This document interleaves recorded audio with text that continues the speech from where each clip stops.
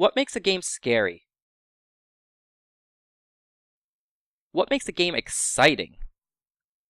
What makes a game so amazing that you just want to explore it all? A lot of factors go into the aesthetics of a game, from the characters, the vegetation, the visual tone, all of which created by the artists, but as designers, you have an important tool in affecting the visual look of a game as well. Lighting. A quick disclaimer, this is not an editor tutorial. Instead, I'll be showing you lighting tips and techniques for different game genres and situations. I'm using the Unreal Tournament 3 editor for this tutorial. It has an excellent lighting engine, plenty of pre-made assets, and it's easy to get a hold of for an aspiring level designer. I built out a simple level using only the assets available in Unreal. The level consists of an outdoor and indoor area, each with landmarks and paths. Looking it over, it doesn't look all too impressive, kinda boring actually. Note, this level has no gameplay elements, but what it does have are points of interest, branching paths, and a variety of opportunities to make use of different lighting techniques. Before I delve into those, let me break down the 4 basic types of lights you'll find in most game engines. They typically have different names depending on the engines, so I'll be using Unreal terminology for this series. The first light you should always consider in your map is your skylight. The name is a bit misleading because the skylight has nothing to do with the sky. Instead, the skylight is the brightness and color of your shadows.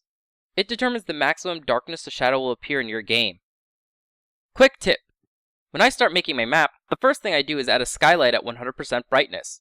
It gives me absolute visibility while I work. After I've got the base down, I'll turn the brightness down depending on how dark I want my shadows, but I'll cover that later. After the skylight comes the directional light. I don't have one set up right now because you can't see a directional light when the skylight is at 100%. The directional light acts as your sun.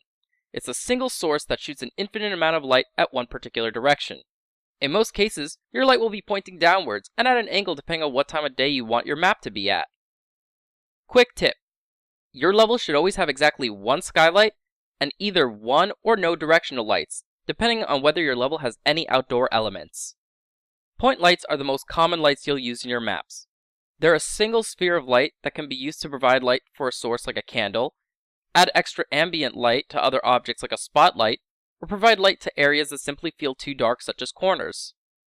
Point lights are usually baked into the map, making them easier on the processor, but don't abuse your map by placing 10 point lights where a single one will do. And finally, we have spotlights. They appear like point lights but with one major difference. They funnel their light at a single direction. That makes them perfect for, well, spotlights. They're also great for making hard shadows and setting up a good atmosphere in areas where you need a visual contrast between light and dark. Now that we've got an idea of what lights we're going to use, we need to ask 2 important questions. What kind of game am I making, and what sort of lighting will that game need? There are hundreds if not thousands of different game genres, but I'll go into 3 game types with broad themes: survival horror, action shooters, and fantasy adventures. So check out the next video to see how to set up lighting for a horror game.